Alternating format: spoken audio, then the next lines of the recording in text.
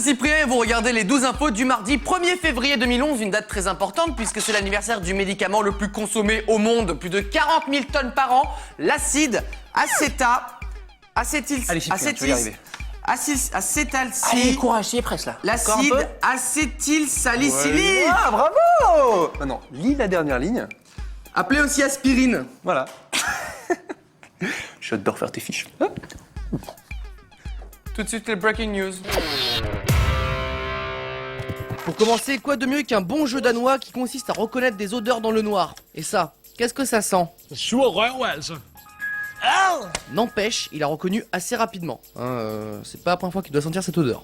Hier, nous vous montrions une vidéo pour vous faire peur des chats. Aujourd'hui, on vous met en garde contre les chiens.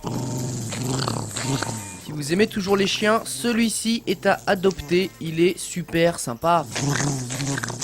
Vous ne savez pas quoi faire ce week-end? Je vous propose une petite activité. Prendre les gens ouvertement pour des cons.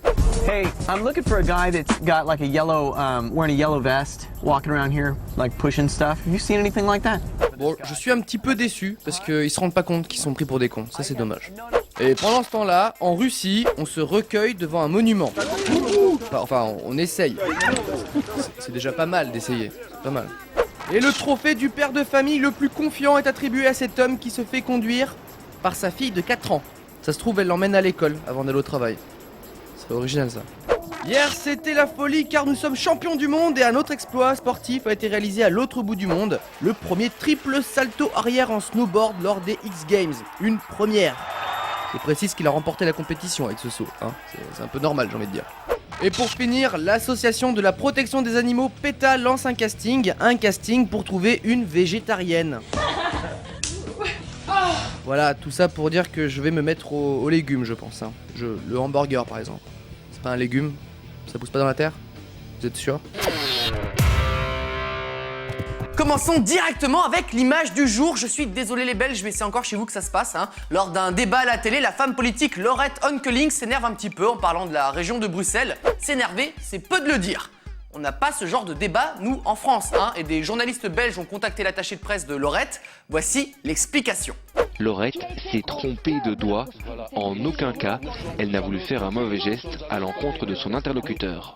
Comment peut-on se tromper de doigt? Ce n'est pas possible de se tromper de doigt. Ou alors c'est une maladie. Qui doit pas être super drôle à vivre d'ailleurs. Là, ok. Bonjour, une boîte de nuggets s'il vous plaît. Demande-en deux, s'il te plaît. 2 boîtes de nuggets s'il vous plaît. Merci. Il faudra patienter 5 minutes. J'en ai marre d'attendre, ça se tire une balle dans la tête. Hein. Elle va nous entendre, elle va nous cracher dans les nuggets, tu vas voir. C'était bien 2 boîtes de nuggets? Ouais, c'était 2 boîtes de nuggets. De grosses, hein. Poursuivons avec une info qui rentre dans la catégorie l'espoir fait vivre. Un homme à New York attaque le site Facebook pour avoir supprimé son profil et demande un dédommagement à hauteur de 1 500 $ par ami. Il avait 340 amis. On a calculé, ça fait beaucoup d'argent. Alors je ne suis pas devin, mais à mon avis, il va moyen gagner son procès. Ou alors il a des arguments, mais béton. Oui, monsieur le juge, j'attaque Facebook car j'ai subi des préjudices. Voilà, et je ramène un témoin qui va vous raconter tout ça. Salut poteau, vas-y. Oui, donc je confirme, hein, pendant 2 semaines, j'ai pas pu lui envoyer de message et ça m'a causé beaucoup de problèmes. Voilà, des gros problèmes. C'est pour ça que je demande 500 $ de préjudice par personne. C'est pas 1 500 $ que tu demandais par ami? Non, pour toi c'est 500, les autres c'est... Voilà, 500 $ de dédommagement. Attends, stop, quoi 500 $ pour moi? C'est quoi ce problème?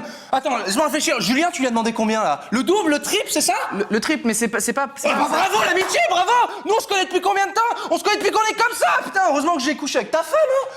Tu me devais bien ça! Quoi? Avec ma... Non, mais je te jure, c'était pas un cadeau, hein, donc t'en fais pas. Hein.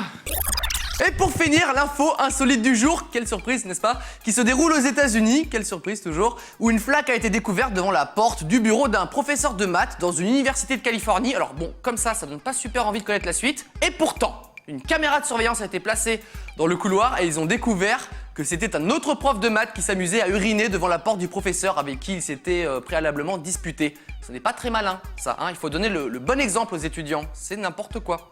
Aujourd'hui, cours d'éducation civique sur le respect d'autrui, comment régler ses conflits. En 2011, bien sûr, ça ne passe plus par la violence, mais par le dialogue, par exemple. D'ailleurs, chapitre 1, le dialogue... Ah, j'ai oublié mon stylo. Je reviens chercher un stylo. Ouvrez votre livre, page 42, s'il vous plaît.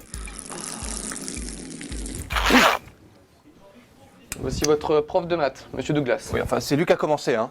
Hein? Ma place de parking, salaud! Mais, Salaud. C'est ta faute, hein?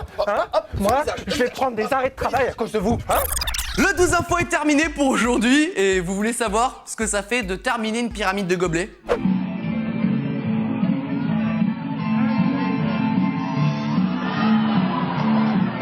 Maintenant vous savez ce que ça fait de ne pas la terminer, c'est bien aussi. À demain.